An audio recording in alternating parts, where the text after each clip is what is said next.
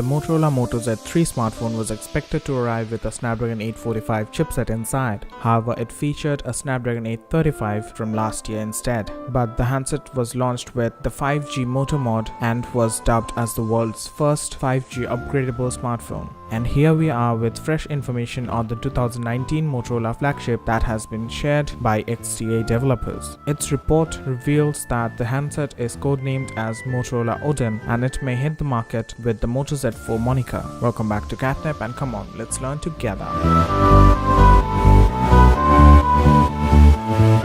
The publication claims that it has verified the information that it has received on the upcoming Motorola Odin smartphone. The report reveals that the handset will be fueled by a Snapdragon 8150 chipset that is to be the next flagship in the 800 series with no confirmed name yet. The base model of the phone is expected to feature 4GB of RAM and will include 32GB of onboard storage, pretty measly for a flagship here. Android 9 Pie OS will be coming pre-installed, and yet again the Lenovo-owned company is rumored to be working on a 5G Moto mod for the same. There is no confirmation on whether the 2019 Moto flagship will carry support for existing Moto mods, so the Moto mod lineup might be refreshed, being the 4th generation of the Moto devices. The company is working on a software to handle under-screen fingerprint reader. However, the publication claims that its source could not confirm whether the Motorola Odin phone will be equipped with an in-display fingerprint reader or not. Considering the fact that it is being developed in North America, the handset may remain exclusive to Verizon Wireless in the US. However, there is a possibility that the company may also release an unlocked version of the phone in the United States, but no information as such or even on the launch date is available as of now. The 5G Moto mod that was announced for the Moto Z3 smartphone has not yet been released. The 5G Moto mod can support Verizon's 5G network once it is made available commercially in the coming year.